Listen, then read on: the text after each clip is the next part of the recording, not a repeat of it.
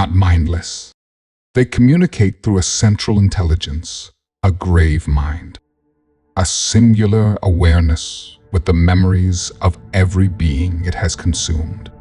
Sidious's silence becomes oppressive. He is recalculating entire galactic strategies in real time. Vader ends with the destruction of the Halo Ring. The Spartan destroyed their installation. The ring, the weapon intended to contain the parasite. Its destruction was necessary. Sidious absorbs that.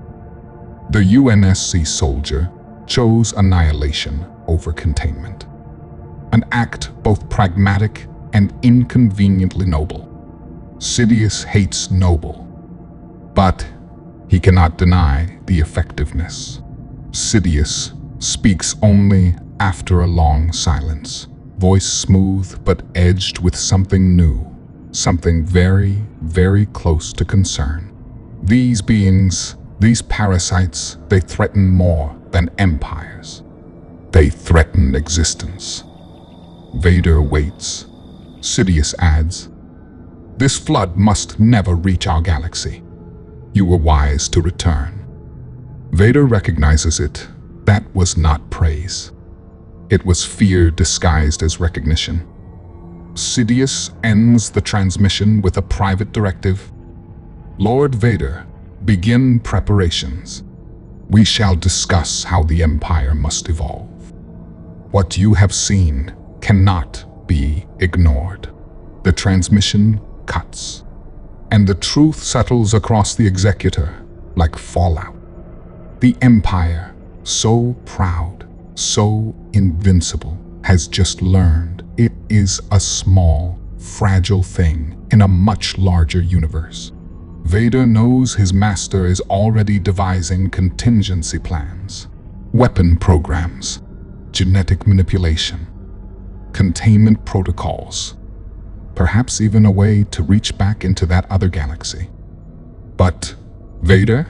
He stands alone on the bridge afterward, watching the stars, thinking only this: even power has limits, and the flood is one of them. THEEXECUTORHYPERSP,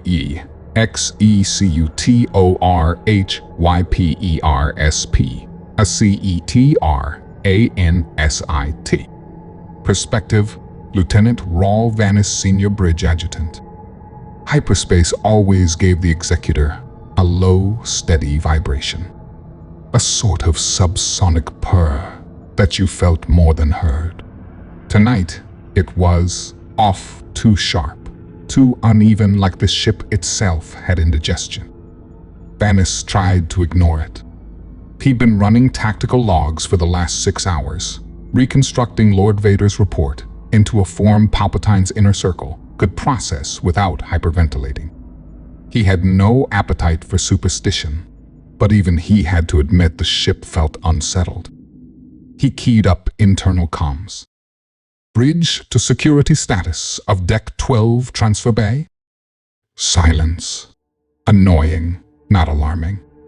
Deck 12 always had dead zones.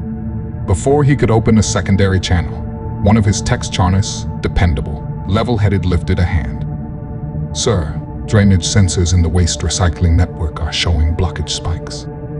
"Blockage from what?" "Unknown, but the mass is organic." Vanis felt a prickle crawl up his spine.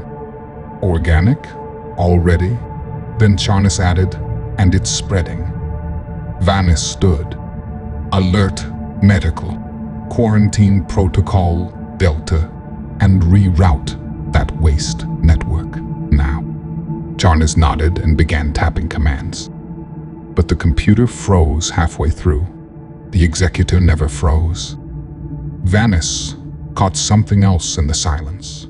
A distant metallic clang, faint, far below deck. One, then another. Rhythmic, heavy, like something crawling its way into the ventilation spine. He forced himself to focus. "Get me security on Deck 12, now." Charnas tried. Multiple times. No response. Perspective shift, Stormtrooper. CT 1147 Terse. Location, Deck 12, Transfer Bay Corridor. Terse hated transfer bays. Too many blind corners, too much cargo stacked too high, too many shadows for smugglers or saboteurs to hide in. But the bays were quiet tonight, eerily quiet. His fire team fanned out behind him, rifles raised. "Scanner shows movement," muttered Dree, the youngest of the group. "Probably a trapped maintenance tech," Terse said, though he didn't believe it. The air smelled wrong. Tangy, metallic, wet. Then they found the first body. A technician, slumped against the bulkhead. The torso was split, like a rotten piece of fruit, ribs bent outward. Face was stretched in a frozen, soundless scream, and something had tunneled out through the jaw. Dree gagged in his helmet. Terse crouched and scanned the body. No blaster wounds. No shrapnel. No heat scoring. This wasn't a fight. He tapped the chest plate gently with the barrel of his E11. This was feeding. Before anyone could process that, a wet, skittering rustle came from the dark beyond the cargo containers. Then another on the overhead pipes. Then another behind them. The fire team froze as something small and bulbous scuttled across the floor into the light like a deformed starfish attached to a sack of flesh, probing the air. Pulsing, searching, it lunged. Dree screamed. Blaster fire lit the corridor. The parasite moved too fast. And when they finally blew it apart, two more dropped from the ceiling. Prospective Lieutenant Vanis. Alarms bloomed across his console. Biological contamination warning. Deck 12. Deck 14. Ventilation shafts. Waste network. Too fast. Far too fast. Seal bulkheads 18 through 23. He barked. The system refused the command. Override. He tried 3 different command chains. Nothing. It was as if something inside the system was rewriting priority access. Vanis turned to Charnas, low voice tight. "Did we bring anything aboard after the surface retrieval?"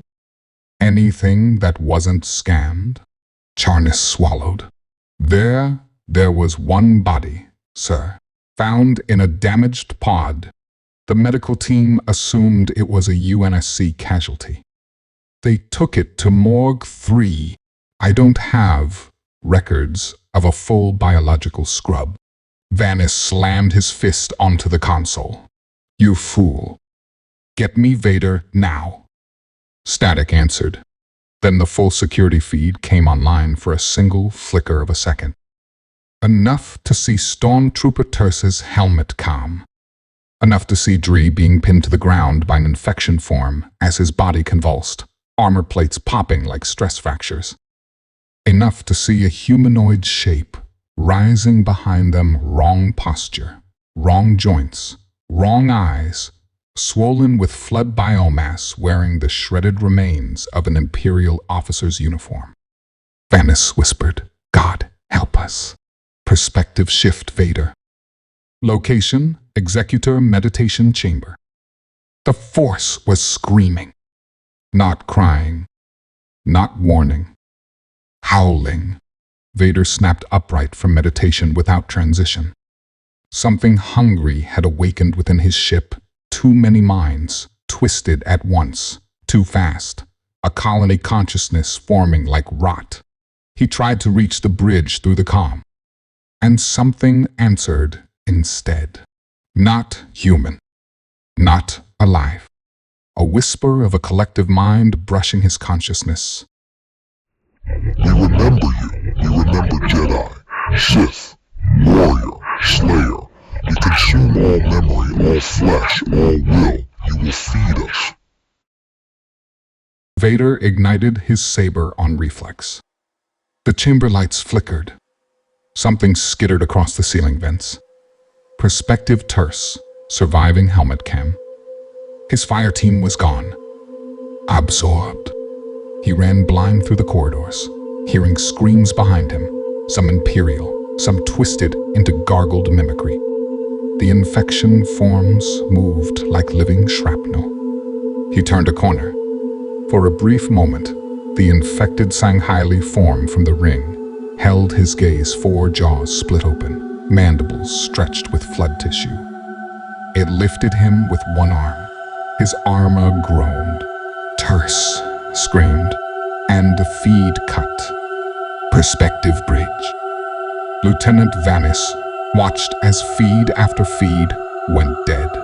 Deck 12, contaminated. Deck 13, lost. Deck 14, ventilation failure. Medbay 2, screams. Barracks 3, no visuals. Someone shouted behind him. The contamination is spreading through air vents. Atmospheric processors are malfunctioning. Vanis steadied himself. Evacuate non-essential sectors. Prioritize engineering and the bridge. Send a full report to Lord Vader. The lights died. Total darkness swallowed the bridge. And in the pitch-black silence, something wet dripped onto the deck plating. THEEXECUTORHYPERSP. Perspective, Stormtrooper T, K 2982, Harrow. Location, Deck 24, Crew Habitation Block C. Harrow sat on his bunk, helmet off, peeling ration paste from his tongue and trying to forget the things he'd seen on that ring. The Covenant beasts, the green armored giant, and the black armored demon who fought like a walking nightmare. The sound of a blade that was neither plasma nor metal, cutting through alien flesh like it was soft wax. His friend Marn, slouched on the bunk below, nudged him with a boot. "You're doing the 1,000-meter stare again." Harrow grunted. "We saw things no one's seen before. We weren't trained for that. Nobody's trained to watch their see or get bisected by an 8-foot lizard," Marn said, half joking, half not. "We got lucky." Lucky. That word tasted sour now. Marn sniffed. "Do you smell that?" Harrow did. A faint, rotting sweetness. Like spoiled fruit, left to liquefy in a sealed crate. He tried to ignore it, the way soldiers ignore everything they're not ordered to address. But the smell got stronger. And then distant, but distinct, the sharp hiss pop of a lightsaber igniting. Steel nerves, or not, both men froze. "That's Lord Vader's blade," Marn whispered. Harrow felt the hairs along his arms rise. Vader was terrifying enough when calm. If he had his saber out here, inside the ship, something was wrong. Really wrong. Perspective shift, 2 decks below crew lounge, 3A. Stormtroopers TK 4471, Karn, and TK 1570. The lounge lights flickered. The holotable sputtered static. Karn tapped it. "Probably a power routing issue," Red muttered. "Engineering's been sloppy since we took casualties on the ring." Karn didn't answer. He stared at his drink, took a slow breath. "You hear about Deck 12? He asked quietly. "No." Karn lowered his voice even more. "A body came back from the surface. UNSC armor, I guess. Medbay took it, didn't run a full scrub. Something happened. They're sealing decks." Red's shoulders tightened. "That's rumor trash." But there was fear behind the words. Karn shook his head. "I heard it from Jaylees in internal security. They found a tech split open. Ribs like gates. Something crawled out. They both flinched at a sudden metallic bang in the ventilation ducts, followed by a wet dragging. Red stood slowly.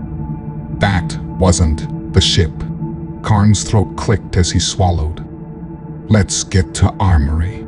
They moved to the door. It stayed shut. Red hit the panel again, harder. Nothing. Karn, why is it sealed? Then the lights died entirely. Total black. Something scuttled across the ceiling above them, fast enough to sound weightless. Karn whispered, "We're not alone in here." Perspective, Harrow, and Marn. The Habdeck emergency lights sputtered to life in dim red strips. Red always made everything feel like blood had entered the air system. Marn stood. We should get to the corridor, if this is a drill. Static exploded across the deck's P, a system. Garbled screams. Wet impacts. A trooper yelling, "It's in the vents." Don't let it. Then silence. Marn grabbed his helmet. We're leaving. Harrow didn't move. Leaving to go where? If something's loose on the lower decks, we're not sitting in this coffin, waiting for whatever that was. Harrow forced his helmet on, fingers shaking. They stepped into the corridor. The hallway stretched long and dim, red lights trembling as if unsure they should stay on. The air felt humid, thick. Breathing suddenly took effort. Marn tapped Harrow's shoulder and pointed. Boot prints. A trail of them, staggering, dragging, some smeared with fluid. Greenish brown. Harrow leaned close to the smear. It glistened with a faint, oily sheen, as if the liquid itself was still alive. He straightened sharply. We should go the opposite direction. Then someone screamed from around the corner. Marn didn't hesitate. He ran. Harrow cursed and followed.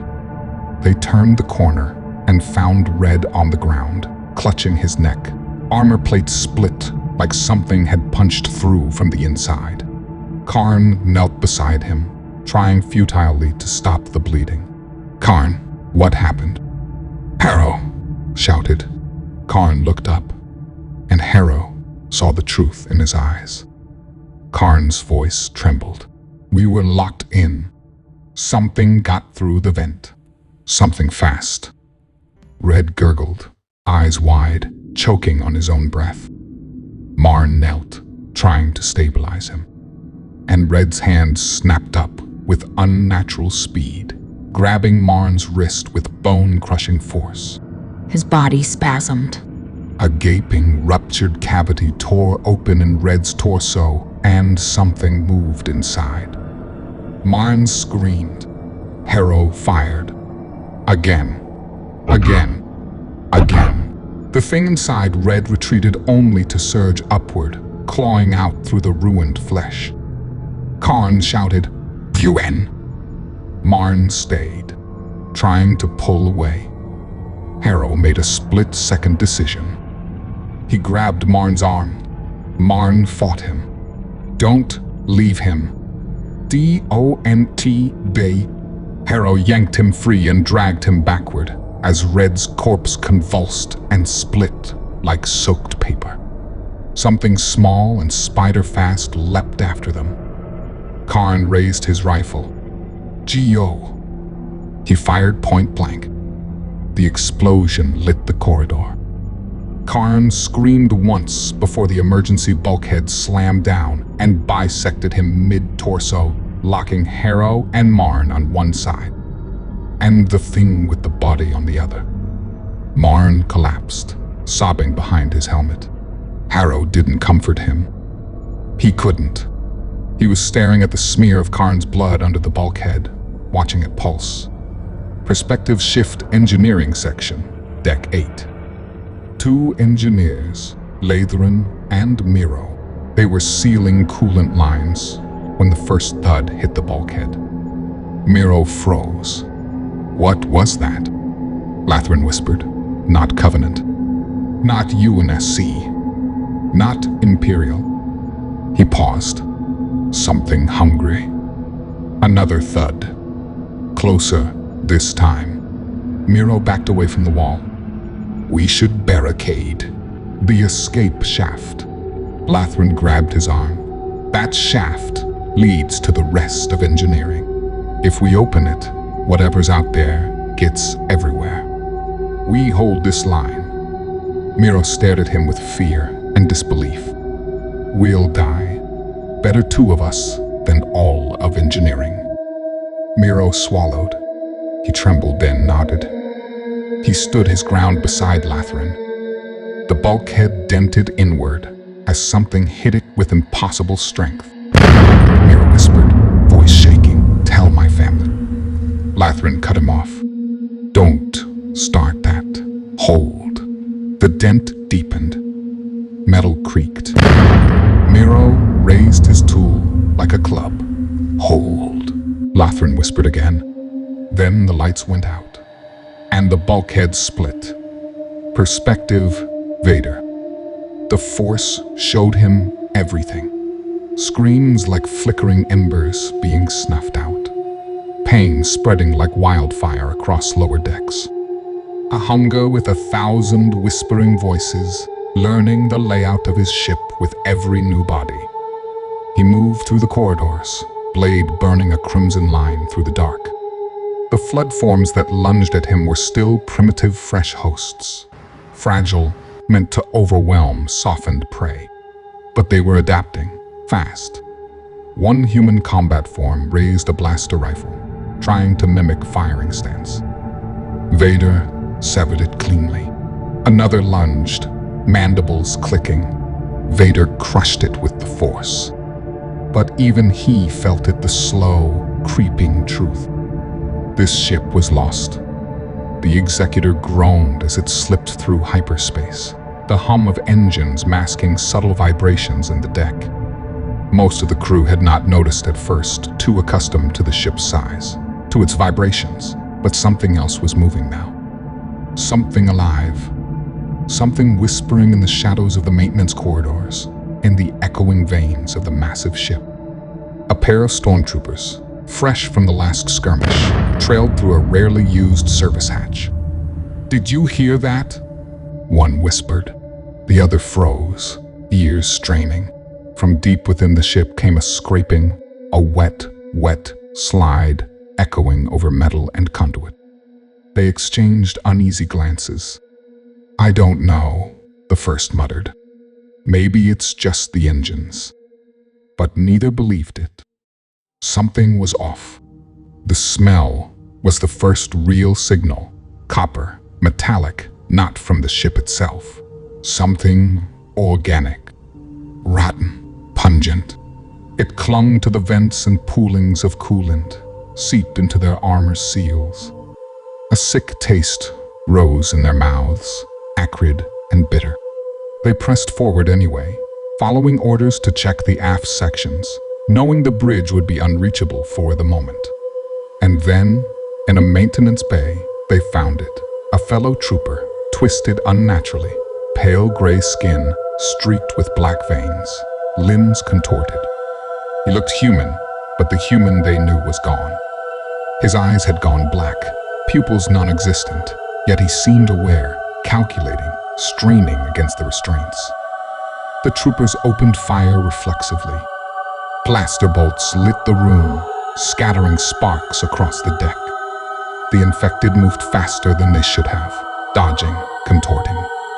One trooper screamed and ran, sliding across the metal floor, only to catch a sharp clawed hand to the chest and vanish with a wet, horrifying rip. Elsewhere, a group of engineers huddled in the bowels of the ship, cutting open panels and tapping into emergency corridors.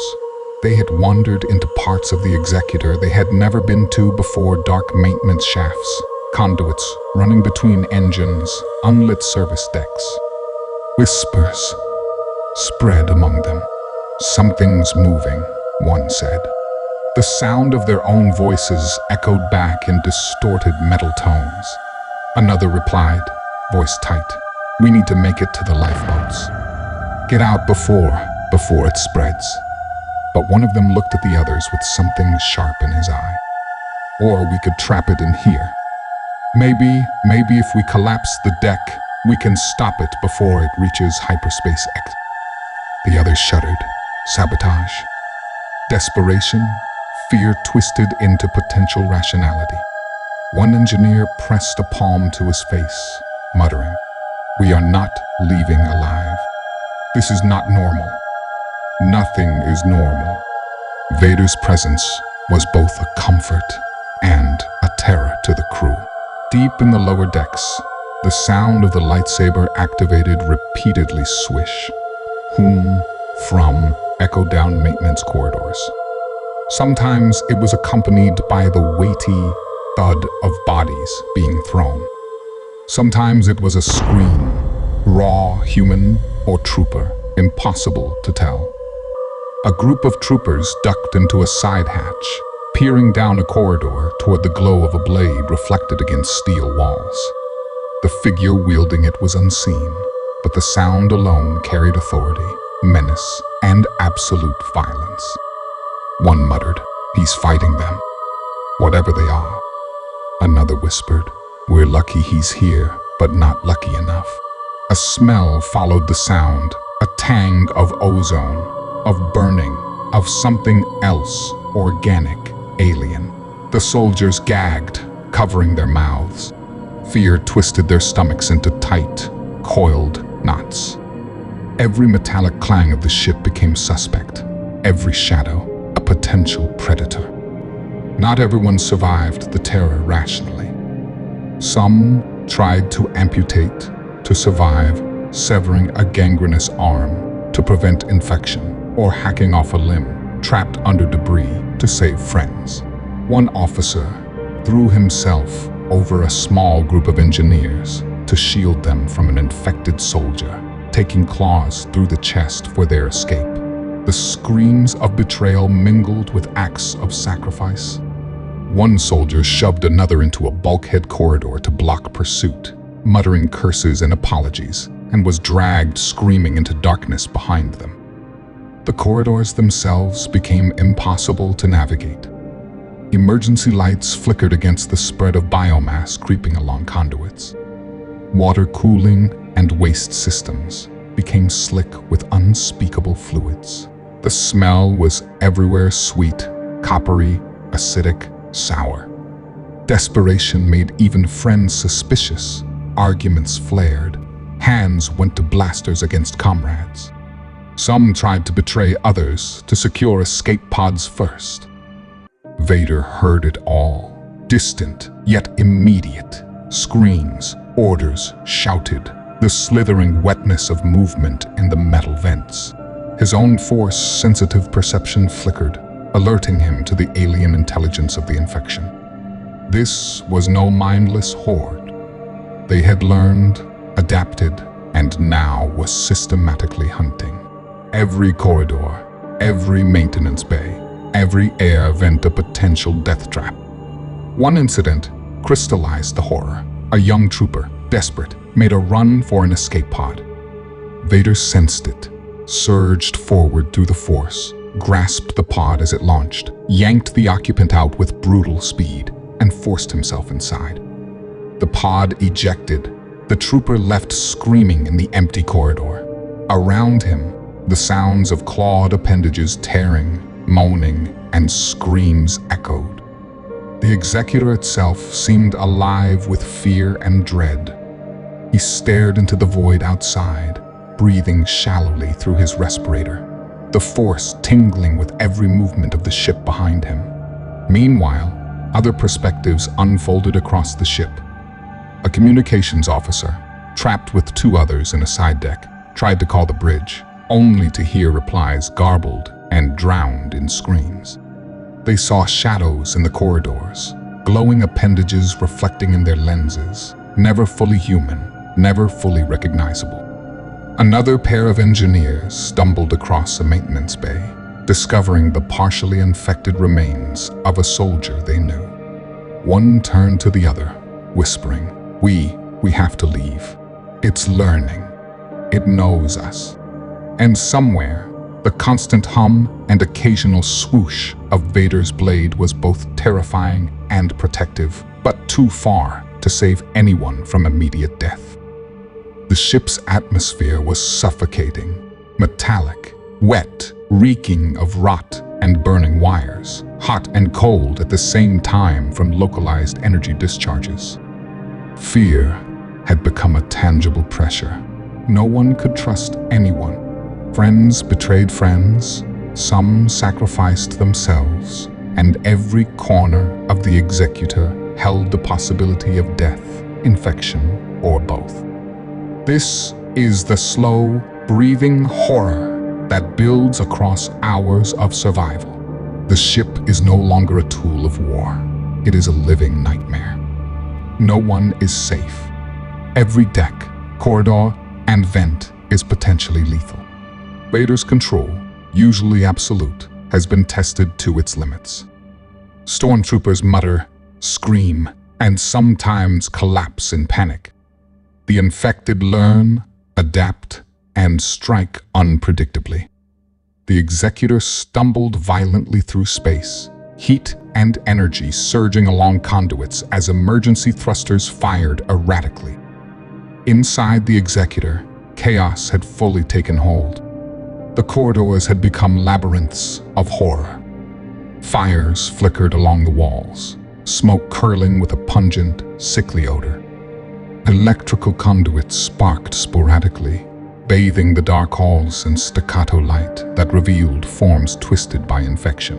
A trooper pulled into biomass, limbs elongating and folding unnaturally as the flood absorbed him, his screams echoing long after the body had vanished. A lieutenant and 2 engineers were huddled in a narrow shaft.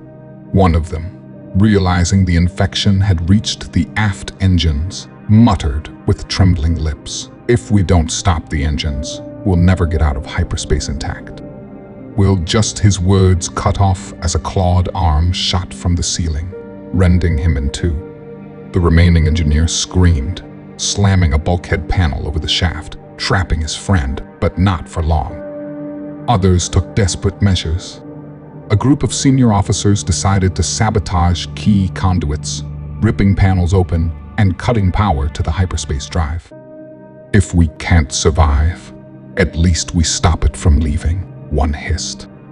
Sparks danced around their helmets as they pried circuits apart, the smell of ozone mixing with blood and rot.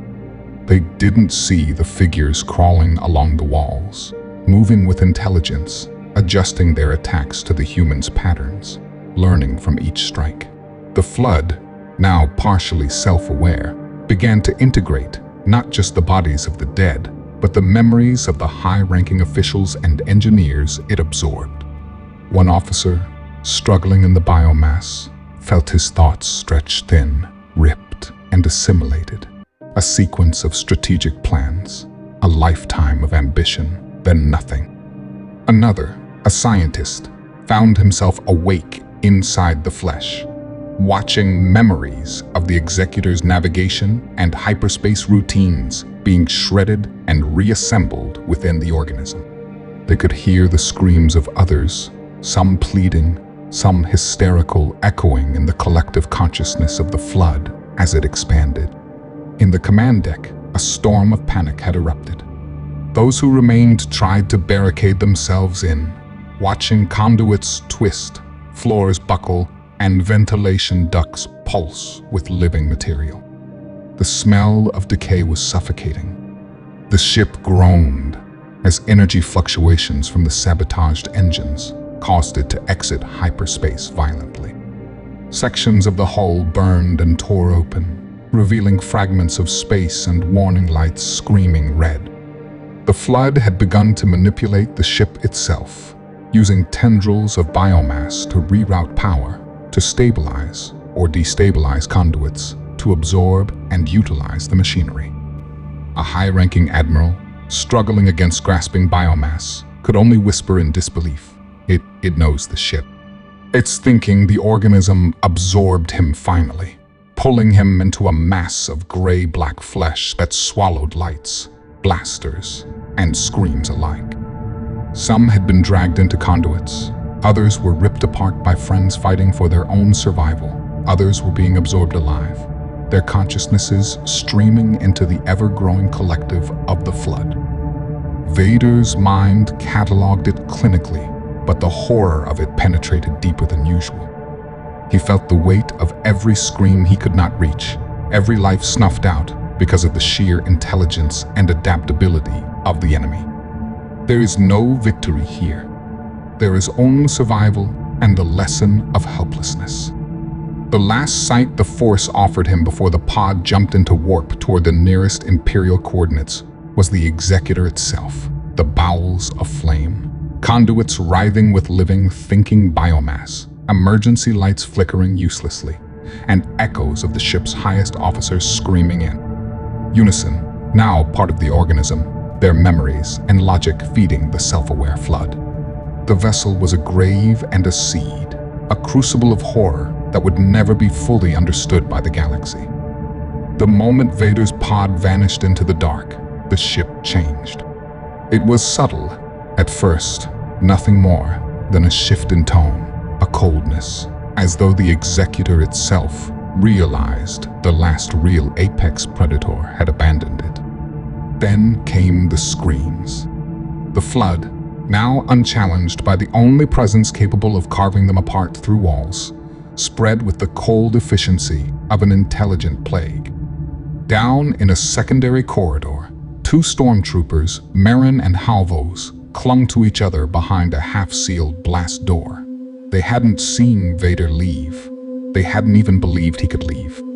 To them, he was invincible, a force of nature, the only thing that might have held this nightmare back. Now the lights flickered. Something wet slapped the deck outside.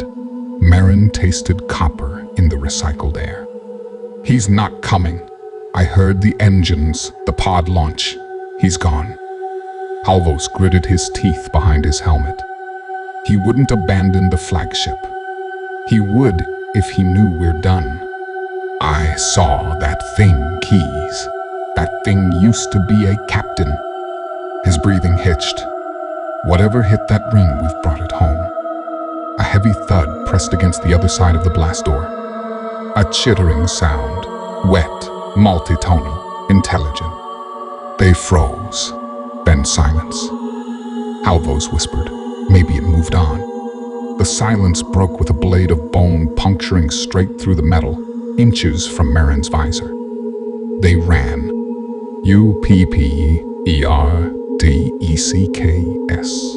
A trio of officers had rigged a security post into a barricaded refuge. Red emergency lights pulsed over their pale faces. A lieutenant, Rannick, stood at the door, hand trembling on his blaster. The others argued behind him. We can't let anyone else in, said Commander Telev, voice cracking. The infection spreads through contact, through spores, through everything. The next one who bangs that door could already be one of them. They're our crew, protested Sergeant Viles. We let them die. We die with them. No, Telev hissed. We let them in. We die as them. Rannick swallowed hard. He couldn't get the image out of his head. The medical bay where he'd last seen Chief Surgeon Yarrow.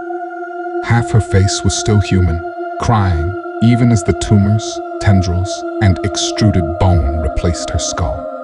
The flood had left her eyes intact until the last moment, so she could see herself become it. Someone pounded on the door. Please, please, open up. Viles moved to open it, but Telev shot him in the back. Protocol, Telev spat through teeth that chattered with fear. Rannick stared at the dying sergeant. He didn't scream. He didn't breathe. He just realized Telev had crossed a line he couldn't uncross. The pounding stopped. Something else began pounding, something much heavier. LOWERENGINEWELF.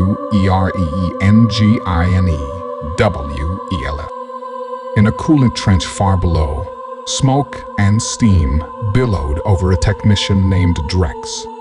Infection tendrils had slithered along the ceiling, dropped onto the deck, and wrapped around his left arm like a living rope. He'd slammed it under a hatch, screaming, smashing, kicking. He knew what happened to infected bodies. He'd seen the biomass. With his right hand shaking, he took the cutting torch off the wall. I am not becoming that. The torch lit with a hiss. He pressed it to his arm. The scream tore through the trench like a siren.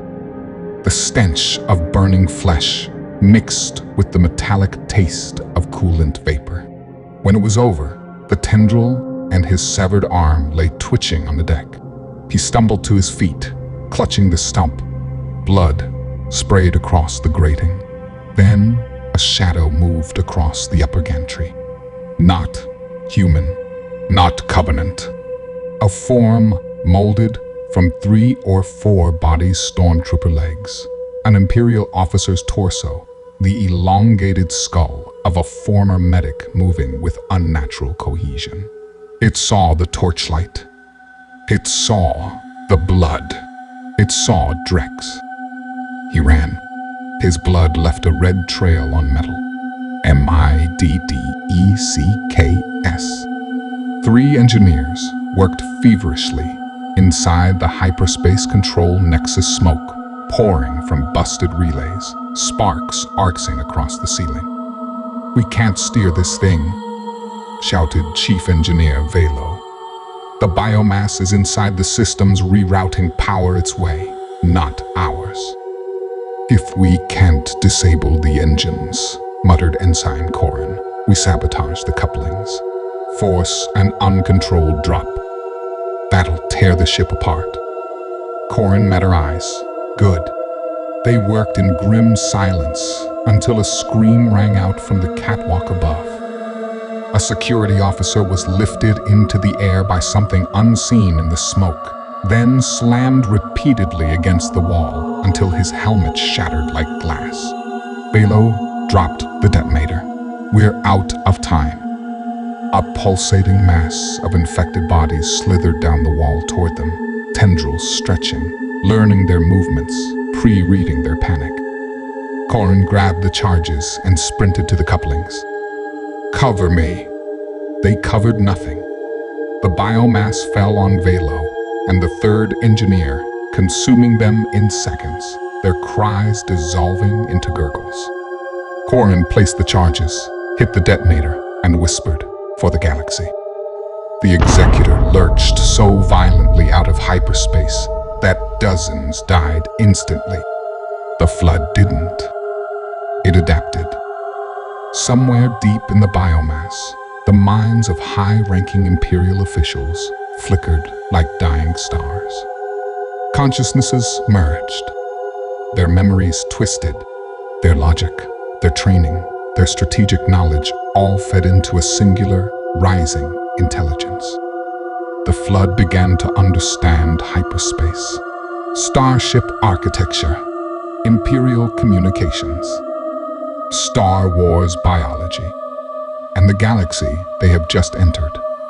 As the Executor burned, the Flood, now more alive, more aware, more dangerous than ever, spread across the decks, absorbing, learning, thinking. The last surviving crew no longer thought of escape. They thought of mercy killings and prayed for a faster death. The Executor fell out of the jump lane like a wounded Leviathan, half dead and half dreaming, its engines coughing plasma in uneven, arrhythmic pulses. Coruscant's orbital traffic control registered it before anyone saw it, an object too massive to ignore, too damaged to classify, and too silent to accept. Communications channels lit up. "Executor, identify." "Executor, do you copy?" "Executor, this is Coruscant Orbital Authority, requesting vector correction." Nothing. Just dead static. Not the kind caused by jamming. The kind born from something in the signal chain having been destroyed, consumed, or replaced by an intelligence with zero interest in answering. The ship drifted, Coasting, not steering, not slowing. Its bow sagged like a corpse's jaw, plates missing, girders exposed, lights strobing in dying patterns. To the average citizen in the upper towers, it looked like a wounded god falling from the sky. PERSPECTIVECORUSCIEILIAN. Javlerin, a transport coordinator, stood on his balcony high above the skylanes. He'd seen star destroyers hundreds of times, sleek, confident, precise machines of imperial authority.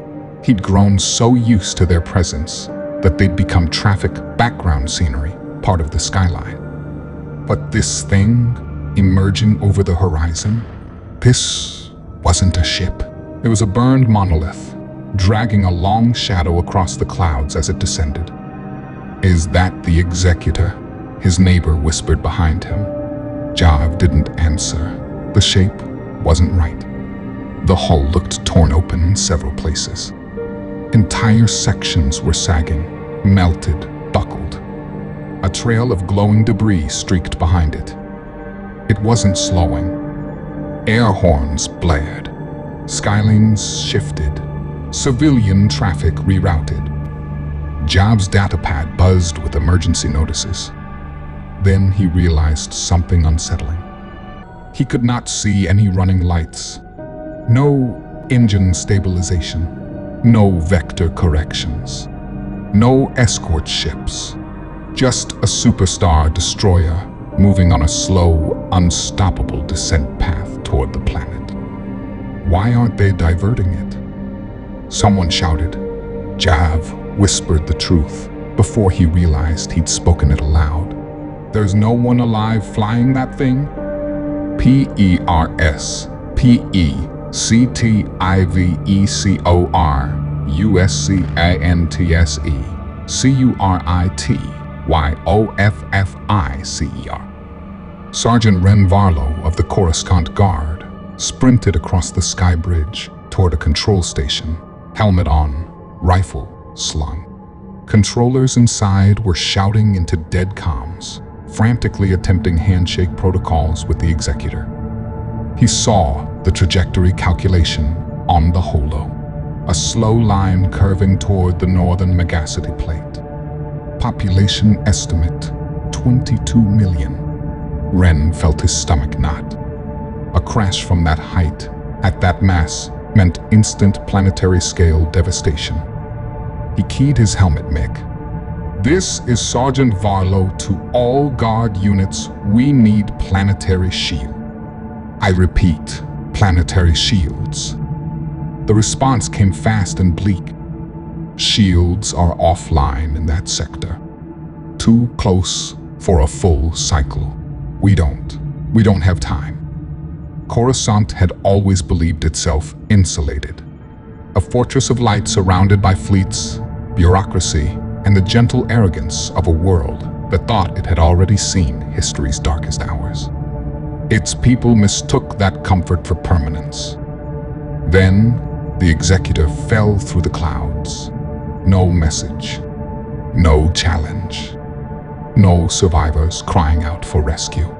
Just a wounded colossus, drifting without purpose or pilot, trailing smoke across the sky like a dying star that had decided to aim itself at the beating heart of the Empire. Millions watched it descend, commuters frozen mid-step, senators staring from balconies, soldiers unsure whether to raise weapons or simply pray. There were no shapes crawling across the hull, no monsters peering from breached plating, only absence. An absence that suggested something far worse than an invasion. Impact came before comprehension. He looked up. The Executor was beginning to burn an atmosphere. A streak of expanding fire wrapped around its hull. It still made no sound. Nothing moved on the exterior. No visible bodies. No flailing limbs. Just a silent, smoking dagger descending. His commander stepped beside him and muttered, "Something's wrong. Something's very wrong." Ren didn't know what happened out there in the void. He only knew the Empire had never lost control of the Executor. Until now. The Executor hit Coruscant like a meteor. A wall of air compressed and detonated outward, flattening towers, shattering windows across multiple sectors. The bow carved into the surface level, vaporizing civilians instantly. Firestorms ignited. Shockwaves rippled through the lower levels, crushing entire blocks. From orbit, the superstar destroyer looked like a burning scar across the Ecumenopolis, an open wound bleeding light and fire. Teams scrambled. Emergency sirens echoed across 1,000 districts. The first emergency responders arrived to find nothing recognizable inside the breach, just darkness, smoke, and the sound of metal groaning under stress. Nobody dared enter. They didn't know they should thank themselves for that. IMPERIALP ALACEPINA. The shock hit the palace with enough force to rattle the obsidian fixtures in the Emperor's private meditation chamber. Crimson guards steadied themselves as alarms cascaded down the corridors. Palpatine rose slowly from his throne, eyes narrowed, expression rigid, not with fear, but calculation. Report. A trembling military aide bowed deeply. My Emperor, the Executor, it has crashed. We have no... I can sense that. Palpatine's voice slithered like oil. What I cannot sense is Lord Vader. He reached out through the Force, searching for the familiar pit of hatred that defined his apprentice. Nothing. Not death. Not life. Just absence. An anomaly. A mistake in the pattern of the galaxy. A reminder that the unknown still existed. The aide swallowed. Shall we begin recovery operations? Palpatine turned away, cloak whispering across the polished floor. No. Seal the sector. Quarantine it. Prepare my shuttle. Coruscant is already lost. He did not yet know what happened aboard the Executor, but he knew one thing with absolute clarity. Whatever brought down Darth Vader's flagship was not finished, and it was now on his capital world. In the vacuum that followed before alarms, before sirens, before the bureaucratic machine even understood what it was losing, Coruscant learned the first truth of the flood. It doesn't announce itself. It arrives. And by the time you understand it, understanding is already useless. Somewhere deep in the galaxy, Vader lived with his new knowledge, the one thing he was never meant to carry, a threat that did not fear him, could not be bargained with, and would not stop. And on Coruscant, beneath the choking clouds of fire and pulverized durasteel, the second truth waited to unfurl. The biomass was already learning, already thinking, already hungry. Palpatine, sharp as broken glass, felt the disturbance crawl through the Force like a cold hand gripping his spine. He did not yet know the shape of the doom advancing on his empire, but he knew it was real. He knew it had begun, and as he turned from the crumbling skyline, preparing to abandon the capital he had ruled like a god, the final truth followed him like a shadow. This was not an attack. This was a beginning.